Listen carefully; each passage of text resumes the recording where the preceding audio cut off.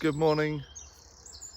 Well, second week of May, friends, and a crisp frost covers the ground, and it has that beautiful mixture this morning of wintry chill and glorious summery sunlight, and the combination has just transfigured the landscape around here. The stumbling west, half asleep, down the A4 a few minutes ago. I'm now fully awake, and I disturbed the sheep in the field next door to our home, and always pause there just to say good morning to them, and they all the lambs just suddenly, they were all under a covert of a hedge, all gradually stumbled out and emerged one by one. They just sort of plopped out of the hedge. It was beautiful.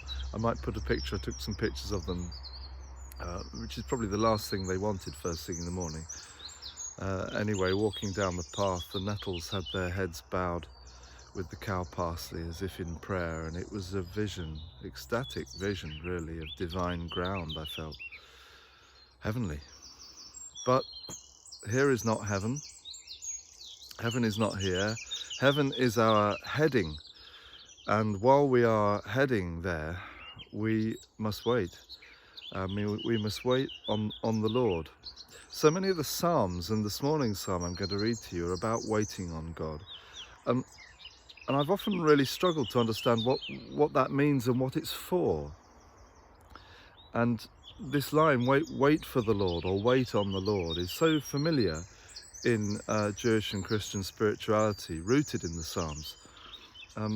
But I've often imagined that to mean are we waiting either for God to decide what to do, so that he needs time to think, or are we waiting for him to catch up, as if we'd run ahead and you just need to wait on the corner and he'll be here in a minute? Wait for the Lord. What are we waiting for?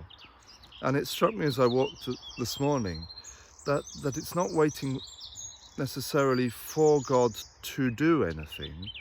It is waiting for God, as you might do something for someone.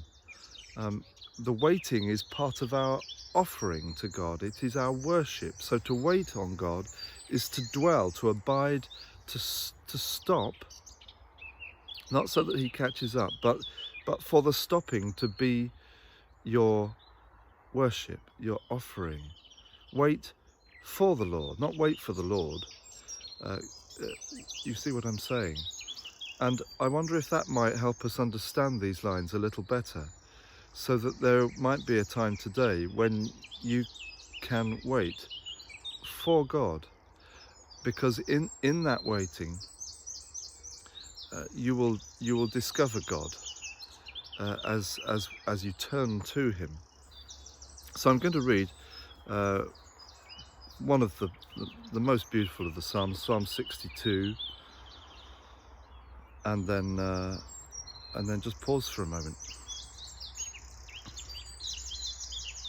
My soul truly waiteth still upon God, for of him cometh my salvation. He verily is my strength and my salvation. He is my defence, so that I shall not greatly fall. How long will ye imagine mischief against everyone? Ye shall be slain, all the sort of you. Yea, as a tottering wall shall ye be, and like a broken hedge.